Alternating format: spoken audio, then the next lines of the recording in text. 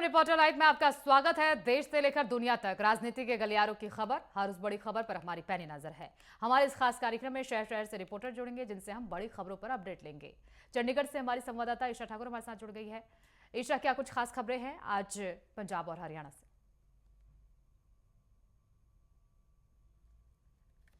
देखिए, जो सबसे बड़ी खबर इस वक्त सामने आ रही है, जिस तरीके से पंजाब के पूर्व मुख्यमंत्री और मौजूदा बीजेपी नेता कैप्टन अमरिंदर सिंह को ईडी की तरफ से विदेश में संपत्ति रखने के मामले में जिस तरीके से सम्मन भेजा गया था, बीते कल उनके बेटे को जो जांच पड़ताल है उसमें शामिल होना था और आज कैप्टन अमरिंदर सिंह को भी शामिल होना था। कैप्टन अमरिंदर सिंह की अगर बात करें, वो इस वक्त फोर्टिस हॉस्पिटल में एडमिट है, उनके घुटनों का इलाज होना है, ऑपरेशन होना है। लेकिन इसके साथ ही एक बड़ी खबर जो है वो सामने आ रही है सोर्स के हवाले से।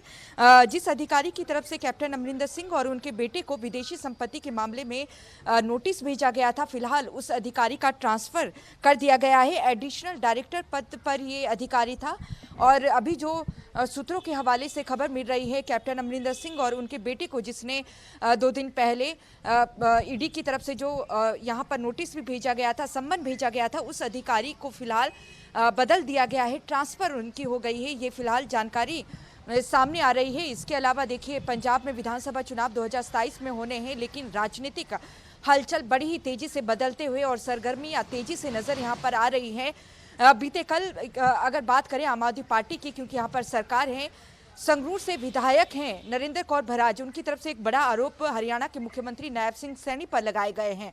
हमने देखा है बीते कुछ दिनों से लगातार जो अपनी गतिविधियां हैं मुख्यमंत्री नायब सिंह सैनी की तरफ से पंजाब में बढ़ा दी गई हैं। लगातार रैली से उनकी तरफ से की जा रही है, किसानों से, युवाओं से मुलाकात उनकी तरफ से की जा रही है। लेकिन जो आम आदमी पार्टी की मौजूदा विधायक ने आरोप लगाया है, उनका कहना है कि उनके साथ नायब सिंह सैनी ने संपर्क साधने की कोशिश की। जब उनसे संपर्क हुआ तो उन्होंने बंद कमरे में बैठक करने का प्रपोजल उन्हें दिया और कहा कि संगरूर से बीजेपी की टिकट उन्हें दी जाएगी और चुनाव लड़ाया जाएगा। इसके अलावा उनकी जो भी मांग है वो रखें, उन सभी मांगों को पूरा किया जाएगा। तो ऑपरेशन लोटस 2 इसका नाम आम आदमी पार्टी ने दिया है। उनका कहना है कि नरेंद्र कौर बराज ही नहीं बल्कि आम आदमी पार्टी के अन्य भी विधायक हैं जिनसे भारतीय जनता पार्टी संपर्क साध रही है और ऑपरेशन लोटस 2 के तहत उन्हें खरीदने की कोशिश की जा रही है। इस तरीके के आरोप यहाँ पर लगाए हैं। लेकिन गौर करने वाली बात यह है कि इससे पहले भी 2.5 साल पहले आम आदमी पार्टी इस तरीके के आरोप लगा चुकी है। ये जो आरोप पहले लगाए गए थे वो केंद्रीय गृह मंत्री अमित शाह पर लगाए गए थे और अनुराग ठाकुर पर लगाए गए थे कि उनके विधायकों को खरीदने की कोशिश की गई और ऐसे में कई बड़े नाम सामने आए थे। विधानसभा तक ये मामला गूंजा था और मोहाली में मामला भी दर्ज किया गया था, लेकिन उसमें कुछ निकलकर सामने नहीं आया। अब एक बड़ा आरोप मुख्यमंत्री नायब सिंह सैनी के ऊपर कि वो विधायक को खरीदने की कोशिश कर रहे हैं। नायब सिंह सैनी ने भी अपनी प्रतिक्रिया देर रात दी है। उनका कहना है कि जो विधायिका उन पर इस तरीके के आरोप लगा रही हैं, उन्हें तो वो जानते तक नहीं हैं, उन्हें ये भी नहीं पता है कि वो कहाँ से विधायक हैं।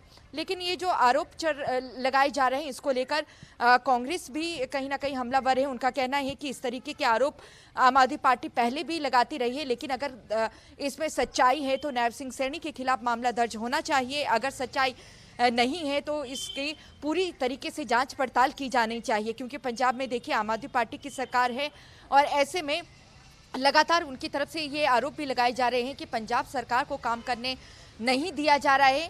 नायब सिंह सैनी की तरफ से यहाँ पर प्रतिक्रिया दे दी गई है। अश्विनी शर्मा जो कि कार्यकारी अध्यक्ष हैं पंजाब बीजेपी के, उनका भी कहना है कि अगर ऐसा कुछ है तो आप सबूत दिखाएं और सबूत के आधार पर बताएं कि ऐसा उनके साथ संपर्क करने की कोशिश की गई है। सबूत मांगे गए हैं यहाँ पर बीजेपी की तरफ से और आम आदमी पार्टी पर ये बीजेपी आरोप लगा रही है कि ये एक षड्यंत्र यहाँ पर आम आदमी पार्टी रच रही है और अपने ही लोगों से विधायकों को कॉल करवाती है और ये कहलवाती है कि बीजेपी के जो नेता हैं उन्हें संपर्क साधने की कोशिश कर रहे हैं, क्योंकि पिछले आरोपों में ये भी कहा गया था कि 25-25 लाख देकर उन्हें खरीदने की कोशिश की गई। लेकिन अभी तक उस जो ये आरोप लगाए गए थे वो सामने नहीं आए हैं, क्योंकि केंद्रीय गृह मंत्री अमित शाह तक का नाम ले लिया गया था। अब देखिए, निशाने पर है नायब सिंह सैनी जो कि लगातार पंजाब का दौरा करते नजर आ रहे हैं। अब ये देखना है कि आने वाले दिनों में जो राजनीतिक गतिविधियां हैं, हलचल है, इस पूरे मुद्दे को लेकर कितनी तेज रहती है। अगर हम नायब सिंह सैनी की बात करें, जिस तरीके से सूरजकुंड का मेला इस वक्त चल रहा है फरीदाबाद में, वो इस वक्त वहां पर मौजूद थे। थोड़ी ही देर में दिल्ली के लिए वो रवाना होने वाले हैं और आज वो दिल्ली में ही मौजूद रहेंगे और इस दौरान वो कई जो केंद्रीय मंत्री हैं उनके साथ मुलाकात भी कर सकते हैं। इसके अलावा पंजाब सरकार ने एक बड़ा फैसला लिया है और एंटी गैंगस्टर टास्क फोर्स के मुख्यालय की स्थापना राजपुरा में की जाएगी। राजपुरा पटियाला है और वहीं से जो एंटी गैंगस्टर टास्क फोर्स से संबंधित जितनी भी गतिविधियां हैं वो संचालित की जाएगी। तो ये तमाम बड़ी खबरें हैं जिन पर आज हमारी नजर है। जी ठीक है ईशा, आपके पास लौटूंगी। देखिए हमारे साथ हमारे संवाददाता जुड़ गए हैं गाजियाबाद से वासु कसाना, इसके अलावा उपेंद्र सिंह राणा देहरादून से हमारे संवाददाता हमारे साथ जुड़ गए हैं, उनसे भी ज्यादा जानकारी ले लेंगे। सबसे पहले वासु, आपके पास आते हुए क्या कुछ खास खबरें हैं गाजियाबाद से? वासु,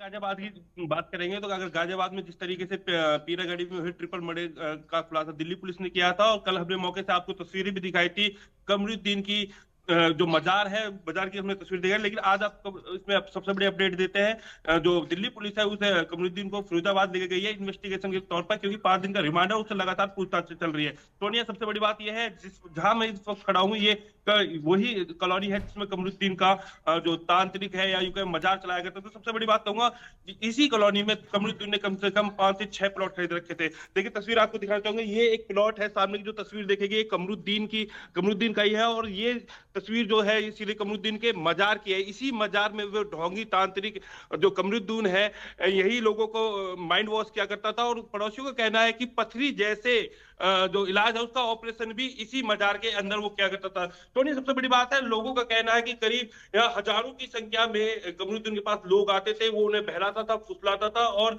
बड़े बड़े कारनामों को इसी मजार से अंजाम देता था। सबसे बड़ी बात है तो प्रशासन की लापरवाही इसमें देखने को मिले, क्योंकि जिस तरीके से लोगों का कहना है कि यहाँ ये जो कॉलोनी है ये अवैध कॉलोनी है, अवैध कॉलोनी में इसने एक प्लॉट किस्तों पे लिया था। पहले जब फिरोजाबाद से 2 हत्याओं में से बेल मिलने के बाद ये लौनी आया और लौनी में इसने सबसे पहले ये प्लॉट खरीदा और अपनी मजार या यूं कहे जो अपना ढोंगी जो तांत्रिक है इसने अपना धंधा शुरू करा और धंधा शुरू करने के बाद इसने लगातार लोगों को बहलाकर फुसलाकर तरह तरह की इलाज जो बीमारी है उनका इलाज करने की बात कहकर यहाँ करीब 4 से 5 प्लॉट करने के लिए। हालांकि अब ये जो ढोंगी बाबा है इसके सारा जो षड्यंत्र है वो जनता के सामने आते हैं, लेकिन सबसे बड़ी बात सोनिया ये है कि प्रशासन की इसमें लापरवाही है, क्योंकि प्रशासन जिस वक्त ये अवैध कॉलोनी में प्लॉट खरीद रहा था तो प्रशासन ने नजर नहीं रखी थी। सोनिया, अच्छा वासु, देखिए इतना बड़ा यहाँ पर वो कारोबार अपना चला रहा था और अवैध तरीके से पूरी प्लॉटिंग उसने की है कई जगह पर। प्रशासन अभी तक कहाँ पहुंचा इस मामले में और कई लोग इससे कनेक्शन में थे, क्या वो लोगों का खुलासा हुआ है कौन कौन इसके कनेक्शन में था? और इसके अलावा इसने मजार बनी और तस्वीर आपको दिखाना चाहूंगा ये कमरुद्दीन के घर की है। हालांकि जो इनके घर वाले हैं वो बात करने के लिए तैयार नहीं है।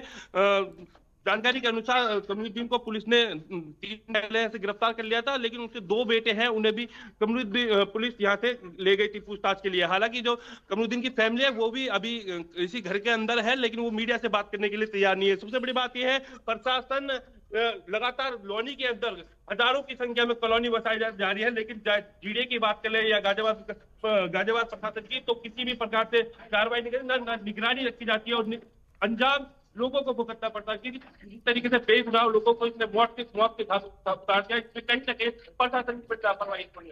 ठीक है वासु, आपके पास लौटूंगी। शहनवाज, क्या कुछ खास खबरें हैं? कम शब्दों में जवाब दीजिएगा क्योंकि समय की कमी है।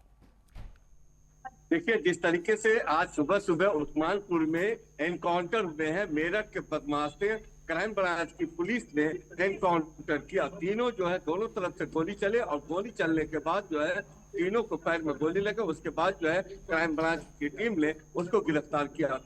उसके बाद जो है उसको मेडिकल ले जाया गया, वहां अभी ट्रीटमेंट चल रहा है। आज शाम को 3:30 बजे प्रेस कॉन्फ्रेंस है क्राइम ब्रांच। उसके बाद पता चलेगा ये बदमाश पर कितने मुकदमे हैं और क्या है। और दूसरी खबर, आज दिल्ली में स्कूल में बम की कॉल, अफरा तफरी मच गई और कई स्कूलों में बम की कॉल मिले। बम मिलने से जो स्कूल में जो बच्चे पेरेंट्स हैं वो लेने के लिए आए, वो लोग सब घबराए हुए थे और दिल्ली पुलिस के आला अधिकारी वहां पहुंचे। उन्होंने पूरा जांच किया है और कि कारण क्या है। मैं कुछ पेरेंट्स से ही बात करूंगा जिस तरीके से स्कूल में बम की कॉल मिली। क्या कहेंगे, आज स्कूल में बम की कॉल मिली है, क्या कहेंगे? अब लोग तो डरते हैं जल्दी से बच्चों को लेने के लिए भागे, काम धाम छोड़ छाड़ के सारा कुछ उनके बच्चों को लेकर आए, कोई हादसा न हो जाए। तो फिर भी स्कूल में जाने का पता चला कि ये सब धमकी आए, फिर हम अपने बच्चों को लेके घर आए। देखिए, जिस तरीके से कहीं न कहीं लगातार जो है साल में लगातार एक साल से स्कूल में बम की धमकियां मिल रही है, तो कहीं न कहीं लोग दहशत में है, पेरेंट्स, बच्चे भी, स्कूल प्रशासन भी। तो बिल्कुल कहीं न बिल्कुल कहीं सोनिया सभी लोग दहशत में हैं। लगातार पिछले एक साल से बम की धमकियां मिल रही हैं और पुलिस टीम लगातार इस तलाश में है कि आखिर ये धमकियां कौन दे रहा है। देखने वाली बात होगी कि क्या कुछ खुलासे होते हैं। फिलहाल